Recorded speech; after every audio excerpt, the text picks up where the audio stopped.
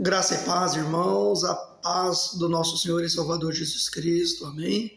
Pela graça de Deus, mais uma vez estamos aqui para poder compartilhar mais um vídeo com os irmãos, mais uma palavra de Deus para você, que o Senhor prepare o teu coração para poder receber essa mensagem de hoje, nesse dia. Estaremos falando do livro de Êxodo, quando Moisés matou um homem ali no Egito, e aí ele saiu. Falar um pouquinho sobre essa criação dele, sobre essa fuga, quando Moisés foi para Midian, chegou ali, conheceu a família ali de Zípora, casou com ela, e depois o Senhor deu uma ordem para ele poder retornar para o Egito e tirar o povo escolhido que ele tinha ali para levar para Canaã, a terra que emana leite e mel. Então, nesse dia, estaremos falando um pouquinho sobre a mão invisível da providência divina. Esse é o tema da mensagem, a mão invisível da providência divina. Vamos aprender aqui alguns princípios, como Deus ele usa o seu servo Moisés para poder retirar esse povo, para poder confrontar Faraó. E no Êxodo, capítulo de número 2, do versículo de número 1 ao 25, Êxodo 2, do 1 ao 25. O livro de Êxodo, Êxodo, querido, significa saída, Então, o Êxodo 2 registra a providência divina.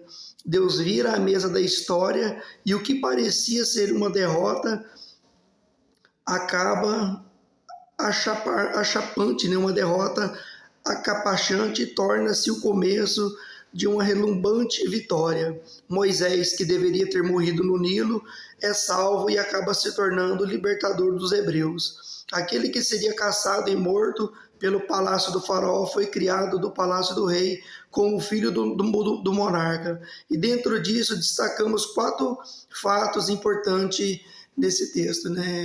A ordem era para que todos os homens, todos os bebezinhos, homens fossem mortos. E Deus, naquele instante ali, Deus já estava com a sua providência. A mão invisível de Deus já estava ali dando um livramento de morte para Moisés. Então, dentro desse tema, quero destacar 4 pontos importantes para os irmãos. Do versículo 1 ao versículo 2, vamos falar que o amor, ele nunca desiste. Do versículo de número 3 até o versículo de número 10, vamos estar falando sobre uma providência maravilhosa de Deus.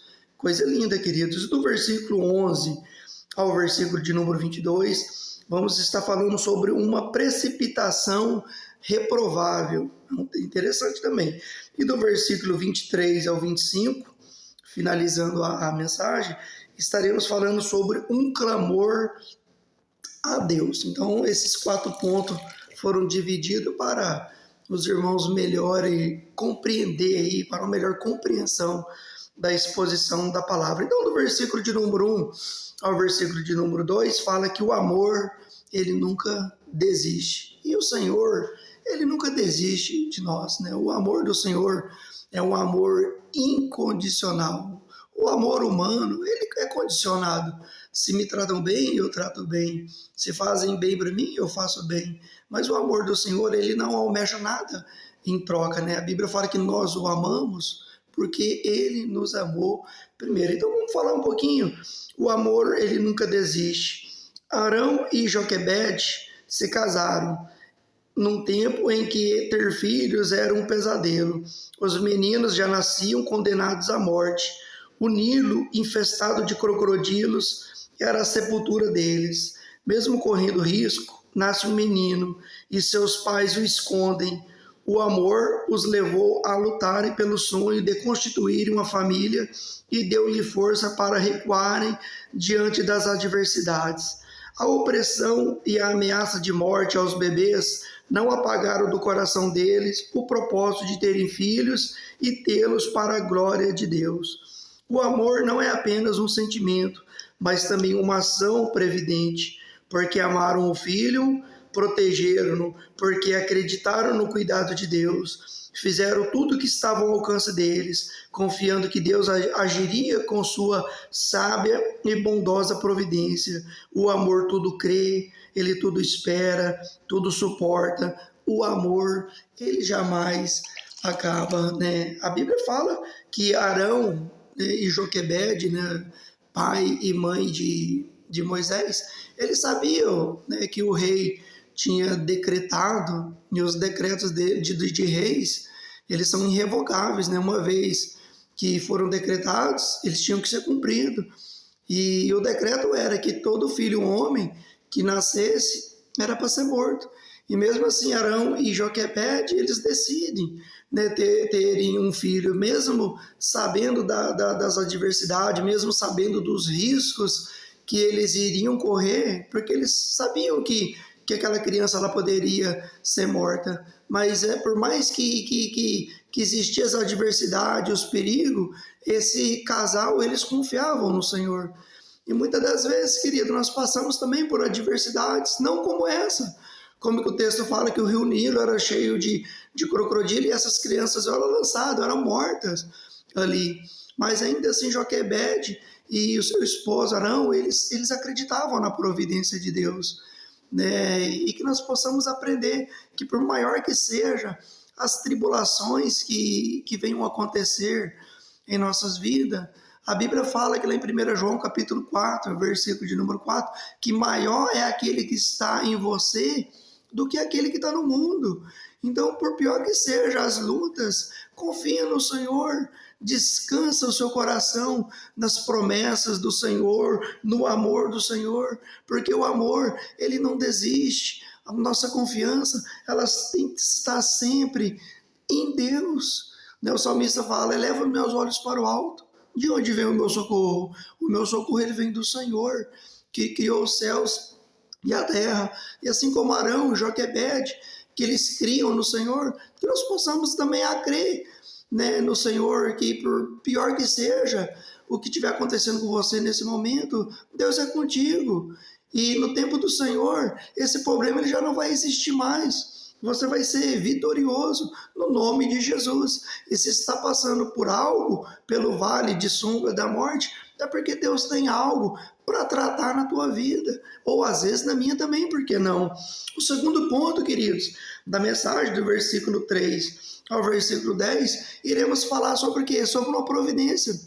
Arão e Joquebede, eles confiaram, a criança nasceu, recebeu a melhor educação que teve, e depois de certa idade aquele homem cresceu e viu algo de errado ali acontecendo, e ele foi lá e matou aquele egípcio. E aquela conversa chegou ao faraó que quis matar ele, e ele desceu para Midian e foi se esconder. E foi quando ele conheceu, né, Zípora ali, e casou com ela e teve filhos, e depois o Senhor deu uma ordem para ele, para poder voltar para tirar o povo. Então, nesse dia, vamos falar um pouquinho sobre essa providência maravilhosa. Quis Deus que a filha do rei estivesse no mesmo local que Joquebede colocara o cesto com o menino no Nilo. Ao abrir o cesto, a princesa se compadeceu de criar a criança. Ao abrir o cesto, a princesa se compadeceu do menino hebreu. Miriam, que estava vigiando o cesto, deu a ideia de chamar uma hebreia para criar a criança. Proposta aceita, Miriam busca a própria mãe, ou seja, Deus, na sua providência, honrou a fé de Joquebede, porque pôde criar o filho e ainda recebeu um régio salário para o fazê-lo. Depois de criado o menino, Joquebede o trouxe a princesa, que deu-lhe o nome de Moisés, porque fora tirado das águas. Esse episódio ensina-nos que Deus honrou a fé dos pais de Moisés, pois esse menino não estava destinado à morte, mas vocacionado para ser o libertador de Israel. No lar piedoso, Moisés aprendeu as verdades eternas. No palácio do rei, ele conheceu todas as ciências do Egito. Como um filho do faraó, verdadeiramente os planos de Deus, eles não podem ser frustrados. A Bíblia fala que Joquebede confiou no Senhor e entregou sua filha para Miriam, que era a sua irmã, ou tia, né, ou tia de Moisés. Aí ela colocou aquele cesto, o cesto desceu as águas, e estava ali a princesa, a filha do faraó. E aí a hora que ela pegou aquele cesto ali, e acontece, querido, que aquele barril, né, aquele barril que estava o bebê ali dentro, ele poderia ter virado, né, naquele rio. A Bíblia não cita, né, se não tinha correnteza, mas existe a possibilidade daquele cesto ele ter virado e o nenê, né, o bebezinho Moisés, ter padecido, né, ter morrido.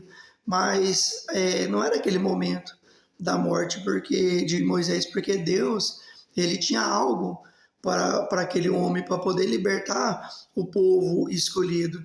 E foi quando a princesa tirou o menino lá do cesto, e no mesmo instante, né, Miriam apareceu e falou: ó, esse menino, ele precisa de uma mãe.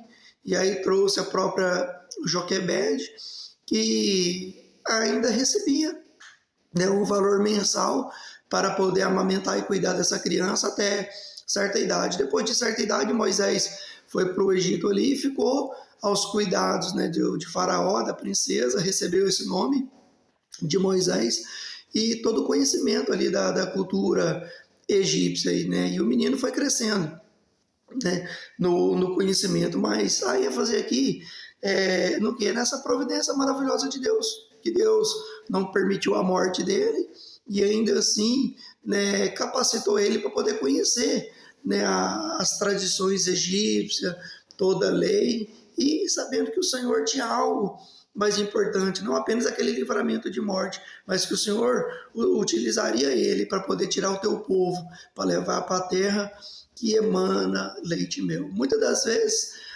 às vezes a fé nos confronta, né, a situações difíceis, a tomar decisões difíceis. E com Joquebede também não foi diferente. Imagina o coração dessa mãe, saber que colocaria o seu filho ali dentro, mas que ele poderia morrer afogado, né? Mas ainda assim essa mãe, ela confiou no Senhor. Então, independente do que vem assolando, tirando sua paz, confia no Senhor, querido. Confia no Senhor e o muito e o mais Ele fará. Descansa nas promessas do Senhor. É tempo de crer. E o Senhor, Ele tem algo, Ele tem providência para você. Tem providência, tem milagre chegando na tua vida. Então aprenda a confiar no Senhor e descansa o teu coração em Jesus. Glória a Deus. E o terceiro ponto, do versículo 11 ao versículo de número 22, vamos falar sobre uma precipitação reprovável. Já homem feito, Moisés saiu do palácio e ficou revoltado com os labores penosos impostos aos israelitas. Ao defender um hebreu de espancamento, ele matou o egípcio e escondeu o corpo.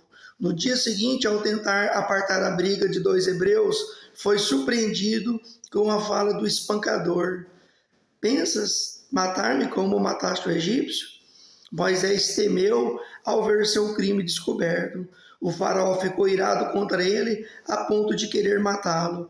Ele fugiu do Egito para a terra de Midian, onde viveu os próximos 40 anos como pastor de ovelhas. Ele quis libertar o seu povo na hora errada e de forma errada, com a motivação errada. Moisés imaginava que poderia debelar a apreensão contra o seu povo, praticando mais opressão.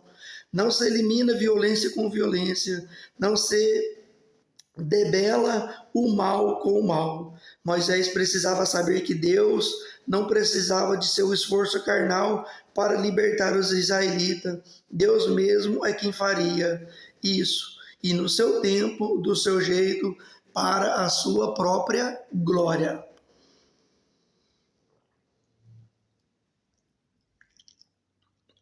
O título desse terceiro ponto é uma precipitação reprovável. Moisés, ele viu que um dos seus conterrâneos ali estava sendo açoitado, e ele foi lá e ele matou aquele homem, né? E ele achou que ninguém estava vendo. Aí, de repente, teve uma discussão entre as pessoas ali os seus próprios conterrâneos, e ele foi lá para conversar com o pessoal, e um deles falou assim: você vai querer nos matar também, como matou o egípcio? E depois aqueles homens foram e contaram para Faraó. O que nós aprendemos com isso aqui? Moisés, ele tentou resolver as coisas do jeito dele. E assim como Moisés, nós não somos diferentes.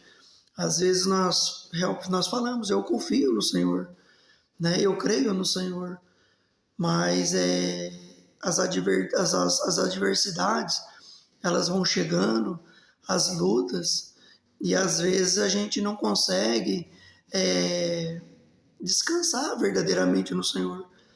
E muitas das vezes nós falamos apenas da boca para falar, e nós não confiamos no Senhor. E por causa de não confiarmos no Senhor, é que nós tentamos resolver as coisas do nosso jeito. Assim como Moisés foi tentar aplacar a ira daqueles homens lá e acabou sendo um homicida, né?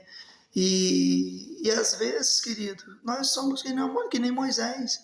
Nós falamos, nós somos apenas ouvintes da palavra de Deus e não praticantes.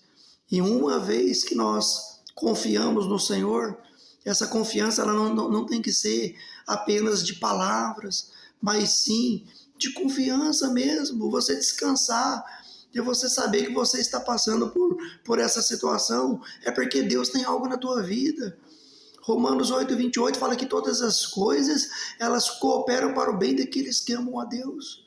Isso inclui coisas ruins na vida da gente. Então todas as coisas, elas cooperam para o bem daqueles que amam a Deus. Eu não estou entendendo. Mas não é para nós entendermos, é para nós crermos no Senhor. Uma vez que você colocou essa situação diante de Deus, confia nele, descansa, o seu coração não tenta resolver com as suas próprias mãos, que você, meu querido, minha querida, você vai acabar quebrando a tua cara. Não seja como Moisés, não se precipite nas suas decisões, confia no Senhor. A Bíblia fala que aqueles que confiam no Senhor são como os montes de Sião, que não se abalam, mas eles permanecem para sempre, permanecem conectados à tua fé em Cristo, o Salvador. Coloque o joelho no chão e busque ao Senhor, peça para o Senhor renovar a tua fé, para que a incredulidade não venha habitar em teu coração, querido. Muitas das vezes nós não cremos, às vezes nós somos incrédulos, mas a mão invisível de Deus, ela está sobre as nossas vidas. Nada que acontece conosco é obra do acaso, né? Sempre o Senhor ele está tratando conosco e glória a Deus. A lição é: não tente resolver nada com as suas mãos, confie no Senhor. E o quarto e último ponto, do versículo de número 23 ao 25, fala sobre um clamor a Deus. O faraó que fez amargar a vida do povo hebreu morreu. O povo hebreu nesse tempo gemia debaixo de amarga servidão. Enquanto suas mãos eram esfoladas pelo trabalho pesado, seus pés feridos pisavam o barro para fazer tijolos. Enquanto as costas eram açoitadas sem piedade pelos carrascos, os oprimidos ergulam aos céus o seu clamor. E Deus ouviu o gemido do povo, ouviu até mesmo aquelas palavras que não chegaram a sair da boca, mas transbordavam, glória a Deus, mas transbordavam de uma alma aflita, e Deus ouviu e lembrou-se de sua aliança com Abraão, Isaque e Jacó. Deus, glória a Deus, Deus ouviu, lembrou, viu e atentou para a condição do seu povo. Aprendemos deste episódio que Deus ouve as orações do seu povo. Ele estava atento a tudo o que acontece conosco. Ele sabe o que se passa em nossa vida. Não está indiferente à nossa dor. Nossos gemidos são ouvidos por Ele. Nossas lágrimas são recolhidas em seu odre. E nossas orações sob a sua presença como incenso. Ele, então, atenta para a nossa condição e estende o seu braço forte para nos socorrer e nos livrar. Ele é o nosso libertador. Ele é o Deus que vê a nossa aflição, ouve o nosso clamor e age trazendo-nos livramento. Glória a Deus. O tema desse último tópico é um clamor a Deus. A palavra fala que o povo, fazia a sua produção de tijolos e aí embaixo de açoites. Era escravidão, não poderia falar nada, e eles eram censurados, eles apanhavam e continuavam ali trabalhando, passando por aquelas lutas, por todas aquelas tribulações.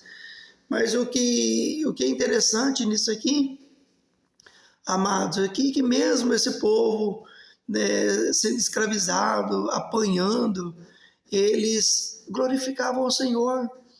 E a súplica deles chegaram ao Senhor no tempo determinado por Deus. O Senhor ouviu, o pedido, a súplica. O Senhor viu o sofrimento do teu povo. Foi quando o Senhor, ele decide agir. E como nós veremos no próximo vídeo, se assim o Senhor permitir, Deus utilizando Moisés para tirar esse povo, dessa escravidão e levar para Canaã, a terra que emana leite e mel. O que nós aprendemos com isso, querido? Cada um de nós passamos por luta, que na Bíblia fala que nós somos peregrinos, nós somos forasteiros nessa terra. E esse povo estava num deserto, ali no Egito, e muitas das vezes nós estamos no deserto da assolação, estamos passando por lutas, por adversidades, por problemas no casamento, problemas financeiros, problema com saúde, às vezes familiares com dependências química, alcoólica, e o que nós temos que fazer? Assim como esse povo que estava cativo, nós temos que fazer assim como os hebreus, nós temos que orar a Deus, nós temos que pedir para que o Senhor venha fortalecer a nossa fé, a gente tem que clamar ao Senhor. Lá em Jeremias 33:3, Deus fala, Jeremias, clama a mim, que eu responder-te-ei e anunciar-te-ei coisas grandes, coisas lindas, Jeremias, que tu não sabe. Então, muitas das vezes, queridos, estamos passando por luta e ao invés de clamarmos ao Senhor, nós estamos murmurando. Muitas das vezes estamos indo nas nossas redes sociais e que parece mais um muro das lamentações, e estamos colocando ali, ou compartilhando com ímpios, os nossos sofrimentos, ao invés de nós colocarmos no pé da cruz, confiar no Senhor e saber que se estamos passando por algo, é porque Deus tem algo para tratar em nossas vidas. Nós somos muito falhos e nós temos que buscar mais a Deus, confiar e descansar no Senhor, que nós possamos fazer isso como esse povo, buscar e acreditar que a mão invisível de Deus ela estava sobre a vida dos hebreus, assim como a Bíblia fala que Deus ele não muda. E o mesmo Deus, que era o Deus do hebreu, o Deus dos israelitas, é o nosso Deus. Ele continua sendo o nosso refúgio e a nossa fortaleza. Socorro bem presente na angústia. Muitas das vezes passamos por dificuldade, nós não buscamos esse refúgio, nos refugiar no Senhor, a descansar e confiar nas promessas dEle. E se estamos passando por lutas, queridos, é algo provisório.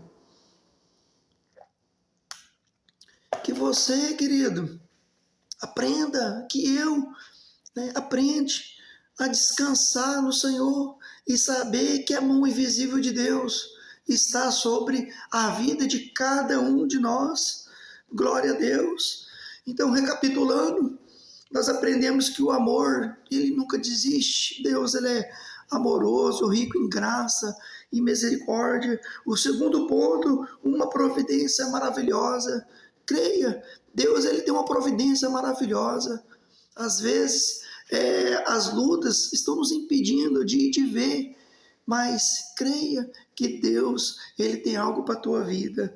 né? Também não tome nenhuma precipitação reprovável e sempre clame a Deus e o mais Ele fará na tua vida. Essa é a mensagem de hoje. Deus continua abençoando a vida de cada um de vocês. E se na semana que vem o Senhor permitir, estaremos fazendo mais outro vídeo para a glória de Deus. Deus abençoe, queridos, em nome de Jesus. Amém.